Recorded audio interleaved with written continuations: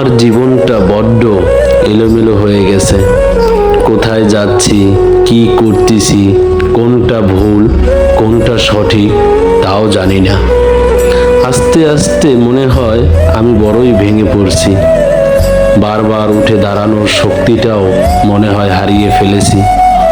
পুরুষকে কেউ কোনোদিন ভালোই বাসেনি, কারণ পুরুষ হলো চাহিদার মেশিন।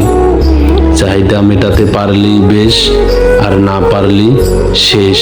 একদিন তুমি বড্ড আফসোস নিয়ে বলবা, একটা বেহায়া মানুষ ছিল যাকে শত অবহেলার পরেও বারবার তোমার কাছে ফিরে যেত, তোমাকে পাগলের মতো ভালোবাসতো। তুমি বুঝলা না, কিন্তু এখন সে চিরকালের জন্য তার মন থেকে একটু একটু করে তোমাকে মুক্তি দিয়ে চলে যাচ্ছে।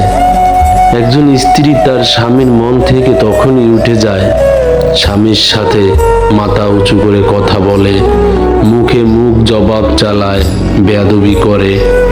তখন স্বামী স্ত্রী যতই ভালোবাসা থাকুক না কেন, স্বামী তার মন থেকে স্ত্রীকে আস্তে আস্তে দূরে সরাতে থাকে।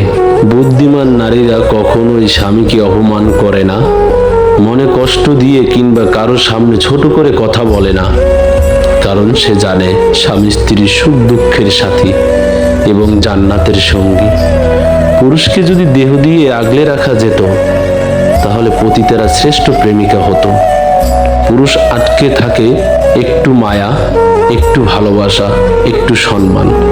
যে সম্মান নারীর কাছে পাবে, সেই নারীতেই পুরুষ আটকে থাকে। স্বামীর চেয়ে আপন কেউ হয় না। নির্দিষ্ট একটা বয়সের পর বাবা মার কাছেও মেয়েরা বোঝা হয়ে যায়, কিন্তু স্বামী নামে মানুষটা মৃত্যুর আগ পর্যন্ত পরিশ্রম করে যায় স্ত্রীকে ভালো রাখার জন্য। তুমি ভালো থেকো পাখি, আমার জীবন থেকে হারিয়ে গিয়ে তুমি বড়ই ভালো থেকো।